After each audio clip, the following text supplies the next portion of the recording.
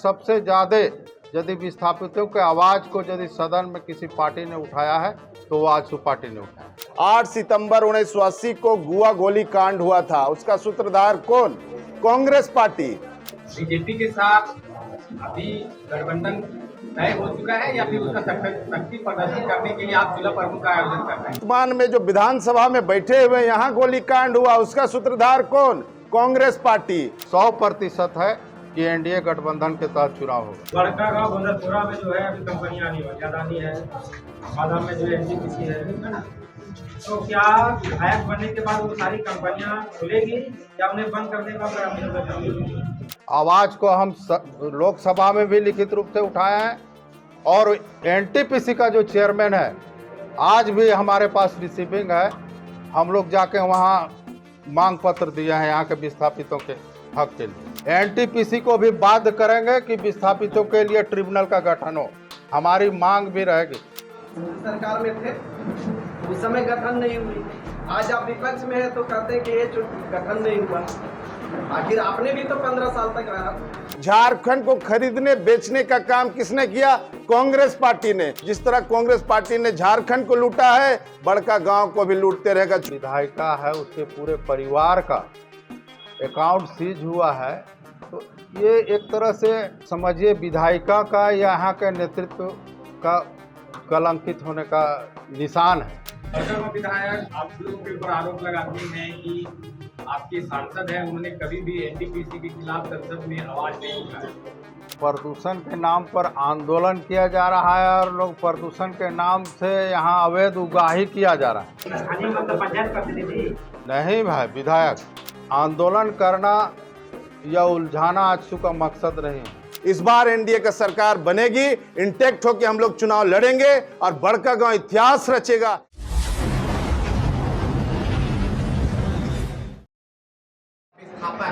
जल जंगल जमीन को बचाना, इसमें आपका क्या प्राथमिकता रहे?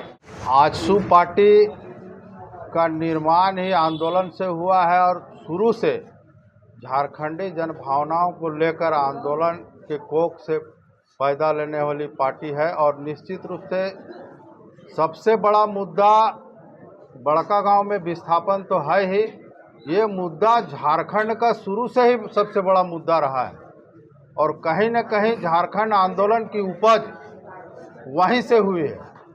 और इसलिए बड़का गांव विधानसभा के विस्थापितों के हक अधिकार के लिए हमेशा आजसू पार्टी सदन में आप देख सकते हैं, सुन सकते हैं कि सबसे ज़्यादा यदि विस्थापितों के आवाज़ को यदि सदन में किसी पार्टी ने उठाया है तो वो आजसू पार्टी ने उठाया।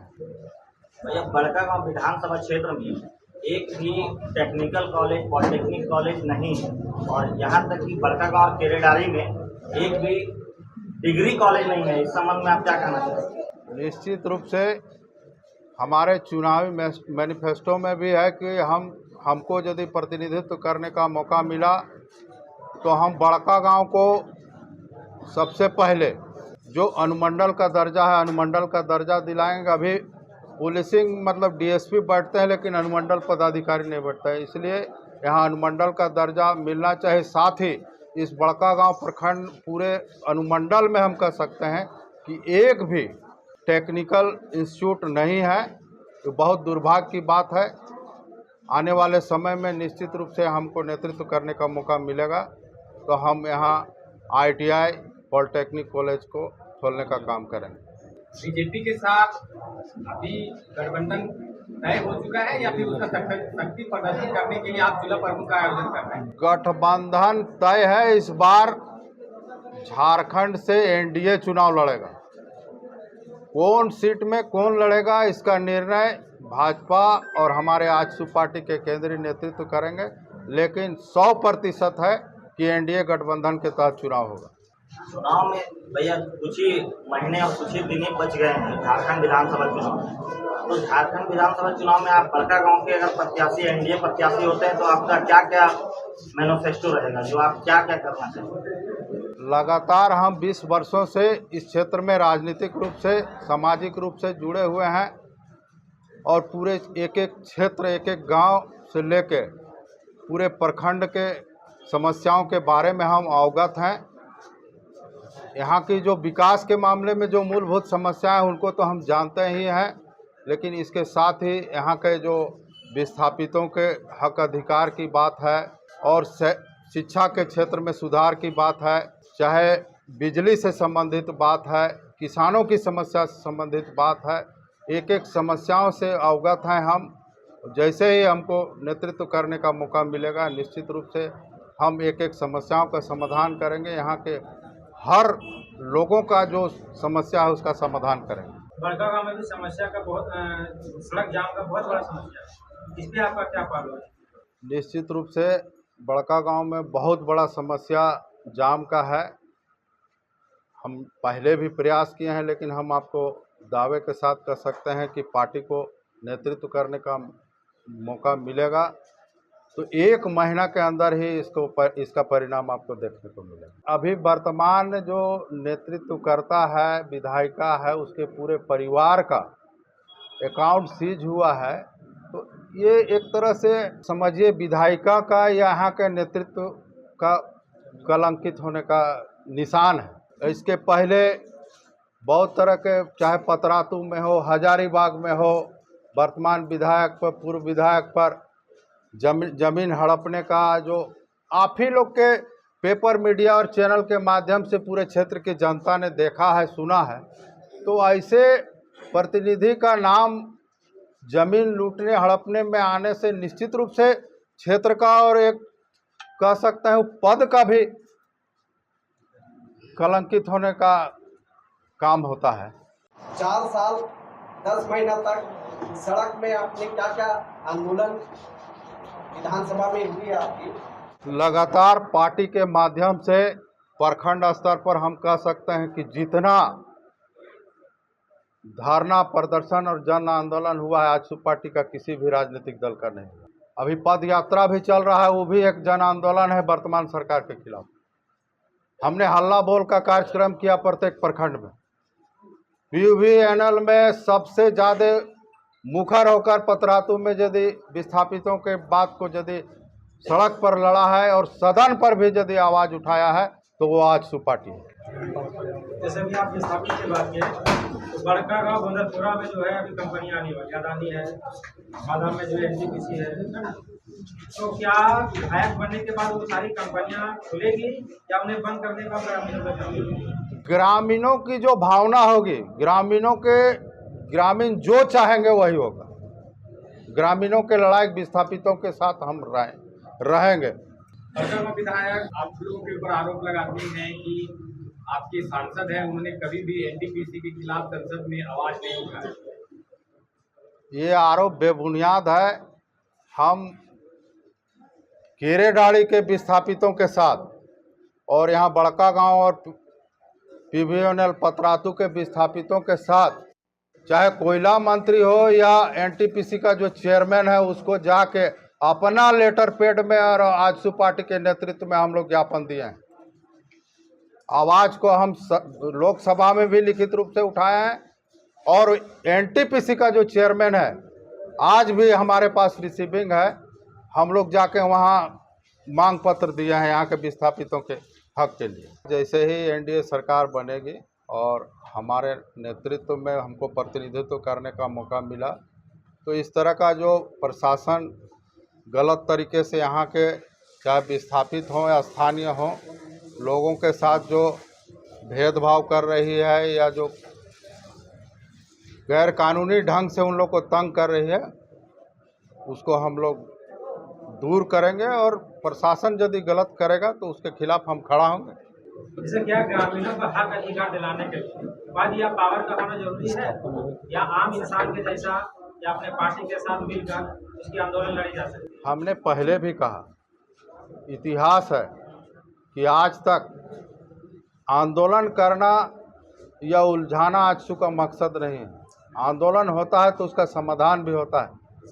आज तक विस्थापन आयोग का गठन नहीं हुआ, आज तो NTPC यहाँ 10 साल 12 साल से खुला है।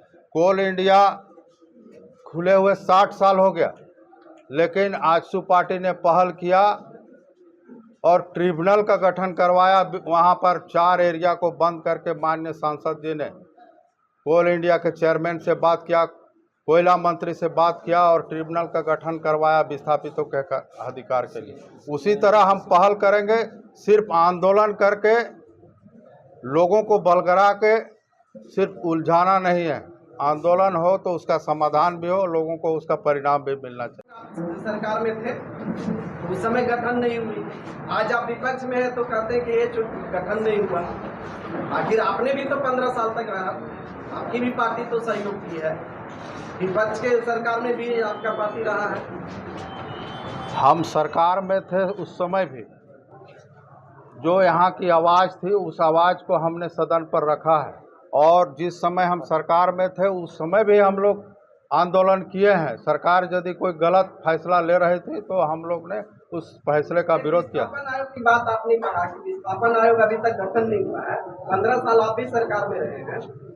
विस्थापन आयोग का गठन उस समय भी आप दबाव देकर के करवा सकते हैं। निश्चित रूप से उस समय पहल हुआ था और विस्थापितों का बहुत 15 साल कोई कम समय नहीं है। विस्थापितों के समस्या का समाधान उस समय बहुत था। तो आज उदाहरण बताते हैं, केरेडाड़ी में भू वापसी का जो सरकार का नियम बनाया गया है आज भी संविधान में, कि जिस जमीन का उपयोग कंपनी नहीं करेगी उसको रिटर्न किया जाएगा। जिस समय हम लोग जल संसाधन हम लोग के पास था, माननीय मंत्री चंद्र प्रकाश चौधरी की पहल पर केरेडाड़ी में वहाँ जमीन वापसी के लिए एकदम मुकाम तक उसको पहुँचाने का काम किया। हम लोग पार्टी में है, एनडीए में है। हम लोग का जितना पार्टी एनडीए में हिस्सेदारी है और अपने संवैधानिक तरीके से जो बात रखने का तरीका है हम लोग हमेशा रखते हैं और आगे भी रखेंगे। नहीं, आपने कहा कि विस्थापन की समस्या आज बड़कागांव सिर्फ विधानसभा नहीं है, झारखंड पूरे और ओवर झारखंड है, और आजसू पार्टी विस्थापन को लेकर के शुरुआत से ही आंदोलन किए। आप सरकार में थे, पूरे झारखंड का यह समस्या है, बड़कागांव विधानसभा की समस्या नहीं है। इसलिए विस्थापन आयोग का गठन आपके सरकार में तो हो जाना चाहिए। ट्रिब्यूनल में जो आजसू पार्टी उच्च ट्रिब्यूनल का जो गठन हुआ है ना, उसमें हजारीबाग भी है। पार्टी स्तर तो देखिए, पार्टी स्तर में हमने लड़ाई लड़ा, आवाज़ को उठाया, लेकिन संवैधानिक तरीके से लड़ के आज सब जगह ट्रिब्यूनल, हजारीबाग में भी कोर्ट बना है और रामगढ़ में भी कोर्ट बना है, हर जिला में भी बना है। और इस तरह का पहल अपना नैतिक दायित्व बनता है, जो उस क्षेत्र का जो नेतृत्व करता है, जो प्रतिनिधि है, चाहे विधायक हो या सांसद हो। गिरिडीह के सांसद थे माननीय चंद्र प्रकाश चौधरी जी, वहाँ के मामला को लेकर शुरुआत किया और उसको पूरे झारखंड के लेवल के समस्या का समाधान करने का काम किया। आप पता कर सकते हैं कि मतलब आज़ादी के बाद पहली बार इस तरह का सफल आंदोलन भी हुआ और मुकाम तक पहुंचा, और आज ट्रिब्यूनल का गठन हुआ। आने वाले समय में हम भी ये बताते हैं कि विस्थापितों के हक की लड़ाई को इसी तरह एनटीपीसी को भी बाध्य करेंगे कि विस्थापितों के लिए ट्रिब्यूनल का गठन हो। हमारी मांग भी रहेगी, चाहे हम सरकार में रहें, वहाँ भी हम अपनी इस बात का लड़ाई। तो उस समय सीसीएल, अभी भी हम लोग एनडीए में हैं, केंद्र सरकार में है, लेकिन इसके बावजूद भी आंदोलन किए और वहाँ के विस्थापितों के हक के लिए हम लोग मुकाम तक पहुँचाए आंदोलन। ब्लॉक में न्यूट्रिशन के नाम पर भ्रष्टाचार बढ़ गया, इसमें आपकी पार्टी क्या भूमिका रही है विपक्ष की? प्रदूषण के नाम पर तो यहाँ प्रदूषण के नाम पर आंदोलन किया जा रहा है और लोग प्रदूषण के नाम से यहाँ अवैध उगाही किया जा रहा है। कौन कर रहा है? वर्तमान यहाँ के जो प्रतिनिधि हैं वो कर रहे हैं, उनका पूरा परिवार कर रहा है। कौन प्रतिनिधि? स्थानीय प्रतिनिधि? हाँ, स्थानीय प्रतिनिधि स्थानीय मतलब पंचायत प्रतिनिधि नहीं भाई, विधायक। कांग्रेस पार्टी झारखंड प्रदेश के लिए प्रासंगिक नहीं है। कारण यही है कि जब से झारखंड अलग राज्य आंदोलन की बात हुई तो उस आंदोलन को कुचलने वाली पार्टी कांग्रेस पार्टी रही है। आज जो हम कहते हैं कि जो शहीद हुए हैं झारखंड अलग राज्य आंदोलन में, उसका सूत्रधार कांग्रेस पार्टी झारखंड प्रदेश और बड़कागांव के लिए कभी व्यवहारिक था ही नहीं। और ये भ्रम जाल में फंसा के लोगों को इस तरह से बरगला के अपने पक्ष में करने का ये लोग काम किया है। आपने देखा होगा कि 6 जून 1980 में बिहार विधानसभा में कांग्रेस की सरकार स्थापित हुई थी और उसके 3 महीने बाद 8 सितंबर 1980 को गुआ गोली कांड हुआ था। उसका सूत्रधार कौन? कांग्रेस पार्टी। यहाँ पर आप वर्तमान में जो विधानसभा में बैठे हुए यहाँ गोलीकांड हुआ, उसका सूत्रधार कौन? कांग्रेस पार्टी। झारखंड के विरोधी कौन? कांग्रेस और आरजेडी। और ये किसके गोद में खेल रहे हैं? झारखंड मुक्ति मोर्चा के गोद में खेल रहे हैं। झारखंड को खरीदने बेचने का काम किसने किया? कांग्रेस पार्टी ने। 1994 में रिश्वत कांड में शिबू सोरेन को खरीदने का नापाक प्रयास किसने किया? कांग्रेस पार्टी ने। वर्तमान में झारखंड में सरकार है, झारखंड को लूटने का काम कौन कर रहा है? कांग्रेस पार्टी। कांग्रेस पार्टी के अभी निवर्तमान सीएलपी लीडर विधायक दल के नेता आलमगीर आलम के पीए के नौकर के घर से 35 करोड़ रुपया मिलना। कांग्रेस पार्टी मधु कोड़ा की सरकार में अजय माकन जी थे तो झारखंड को सबसे ज्यादा लूटने का इल्जाम लगा। अजय माकन आते थे और यहां से लेके जाते थे। कांग्रेस पार्टी हमेशा से झारखंड प्रदेश को उपनिवेश सोचने का बनाने का काम किया है और वही कांग्रेस पार्टी बड़कागांव विधानसभा में 15 साल से है। तो आप कैसे इससे ये आशा लगा सकते हैं कि बड़कागांव विधानसभा का भला और विकास होगा? आज बड़कागांव विधानसभा हिंदुस्तान के राजनीतिक इतिहास माने राजनीति जो है, जो पॉलिटिकल मैप है, वहां विधानसभा में जितना भी संख्या होगा, बड़कागांव विधानसभा सबसे अमीर विधानसभा है। पूरे हिंदुस्तान के परिप्रेक्ष्य में बोल रहा हूं। और बड़कागांव विधानसभा के लोग त्राहिमाम कर रहे हैं, विस्थापन की लड़ाई लड़ रहे हैं, डर रहे हैं, केस खाते हैं। इसका जवाबदेही किसको? यहाँ जाम लगता है, इसका जवाब कौन देगा? यहाँ के लोग पर केस हो रहा है, इसका जवाब कौन देगा? छल प्रपंच करके लोगों को बरगलाने भटकाने का काम, और चुनाव के समय एगो केस खा के जेल जाते हैं और हम लोग भोले भाले लोग उनको वोट दे देते हैं। तो अगर यही परंपरा रहा तो बड़कागांव जिस तरह कांग्रेस पार्टी ने झारखंड को लूटा है, बड़कागांव को भी लूटते रहेगा। चूंकि कल्चर में कांग्रेस पार्टी का है, झारखंड को कभी अपना कांग्रेस पार्टी ने नहीं माना है। आखिर झारखंड हम लोग इतना संघर्ष क्यों किए? किसके खिलाफ किए? बिहार विधानसभा में 52 में, 57 में और 62 में झारखंड पार्टी सबसे बड़ा पार्टी था, जो वो मुंडा जी की पार्टी थी, जयपाल सिंह मुंडा जी की। उस पार्टी को भी तोड़ दिया और उस समय से लेकर के अभी तक संघर्ष करते रहे हैं। बिहार में भी और दिल्ली में भी कांग्रेस पार्टी, वर्तमान में आरजेडी बोलता था लालू प्रसाद यादव मेरी लाश पे झारखंड बनेगी। झारखंड मुक्ति मोर्चा, कांग्रेस, ये सब झारखंड की लुटेरी पार्टियां हैं। इस बार एनडीए का सरकार बनेगी, इंटेक्ट होकर हम लोग चुनाव लड़ेंगे और बड़कागांव इतिहास रचेगा। इतिहास इस मायने में कि यहाँ के लोग का भला और तरक्की होगा और हर लोगों के हाथों में ताकत होगी, राजनीतिक रूप से भी, आर्थिक रूप से भी। और रोशन लाल चौधरी जी 15 साल नहीं 20 साल से लगातार आपके साथ कदम ताल किया है। इसलिए कोई किसी तरह का नैरेटिव फैलाए, बाहरी भीतरी का ये गलत नैरेटिव फैला रहा है। रामगढ़ और हजारीबाग एक रिजुनाथ चौधरी जी, इनके पूज्य पिताजी जब चुनाव लड़े थे तो ये संपूर्ण इलाका एक विधानसभा हुआ करता था। ये गलत फहमी का ये जो नैरेटिव तय कर रहा है, ये सब फेल हो जाएगा। माने जो 15 साल से इन लोगों ने किया ना, इस बार नहीं चलने वाला है।